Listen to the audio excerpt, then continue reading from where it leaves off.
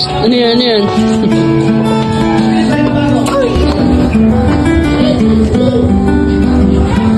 Hello mga ka-OAT! It's your girl again, Remrem, at andito na naman tayo sa panibagong daily vlog ganap ng mga OAT na to. Hoy! Gusto niyo yon? Gusto ko yon! Grabe mga ka-OAT! Day 11 na talaga tayo. Hoy! Alam nyo, habang nagtitinda kami ng asawa ko araw-araw, ang dami rin pala talaga naming nare-realize. Hindi lang pala basta pagkain ang binibenta namin, kundi experience din, kwento, at syempre tawanan kasama ang mga suking OAT na to. Hoy! At alam nyo ba mga ka-OAT, minsan naiisip namin, grabe, sa fishbowl lang pala kami humuhugot ng inspirasyon sa buhay. Kasi diba sa pagtitinda, hindi ka lang basta naglalako ng pagkain, para kang nagsusugal araw-araw. Hindi sa kasino ha, kundi sa sipag at tiyaga talaga. Isipin mo mga ka-OAT, umaga pa lang, gising na kami ng asawa ko para maghanda nitong paninda namin. Tapos buong araw, smile lang kahit pagod na. Kanina nga mga ka-OAT, habang nagluluto ako ng fishball, may bata akong suki na lumapit. Sabi niya, ate, dagdagan mo pa ng sauce, gusto ko parang swimming pool. Hoy, halos malunod na nga yung fishball sa suka, gusto pa niyang palanguyin.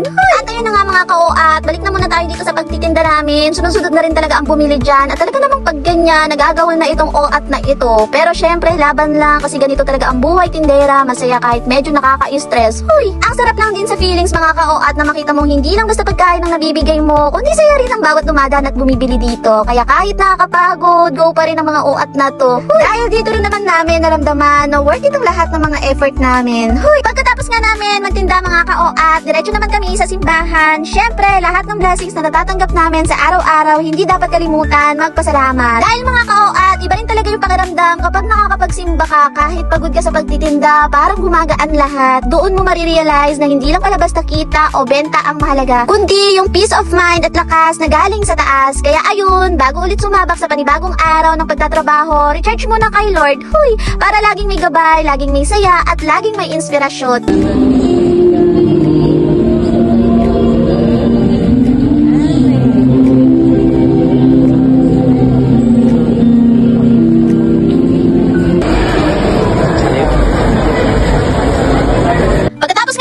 Mga ka-OAT, hindi muna kami umuwi dahil ginala muna namin ang batang OAT na to dito sa SM, nakatapat lang ng simbahan. Grabe, kitang-kita mo sa mukha niya ang excitement na tila ang batang OAT na to ay gustong puntahan lahat ng makita niya. Huy!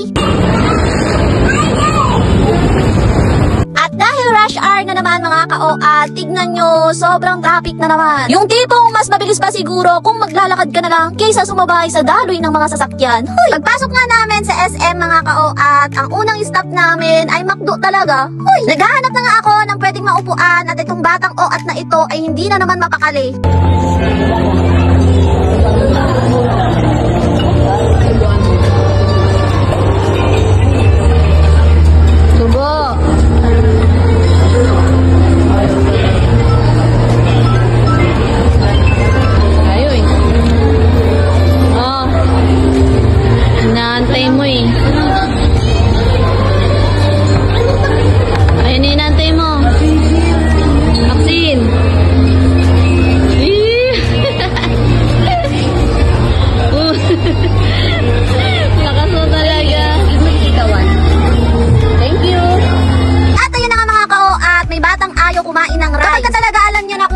Hindi talaga siya kakain at hinahanap niya talaga itong fries. Fries lover yon. Hoy! Pagkatapos nga namin kumain mga ka-OAT at eto, nagwi-window shopping ang mga OAT na to. Hoy, hanggang window shopping lang muna. Hoy! May ganito mong damit? Ha? Yung white mo? Yung may ano? Kapatahi. Ayaw. Red. Hindi mo muna kung pasya sa'yo. Bagay ito sa pan. O sa palda. Kumal ka lang ba? Bakit mo kayo? Oo. Okay lang. Nawala ako. Iba ko sa regalo ko.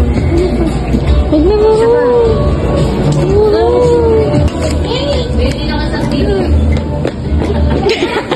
Ayan tayo eh. Sige na, bili ka na. Isa lang bibilin ko. At ayun na nga mga ka-OAT, usapan lang namin ay magwi-window shopping lang, pero may nabudol na naman na OAT dito. Regalo niya na nga lang daw sa akin to dahil wala daw siyang maisip na may regalo sa akin. Yes, opo, magbo-birthday na ang OAT nyo next week. Abangan nyo na nga lang din pala mga ka-OAT kung ano yung magiging vlog natin doon, kung anong magiging ganap sa birthday ng OAT na to. Ano yan? magsusukat na ang OAT nyo. Hoy! Sakto lang. Bakit ba nakaganito?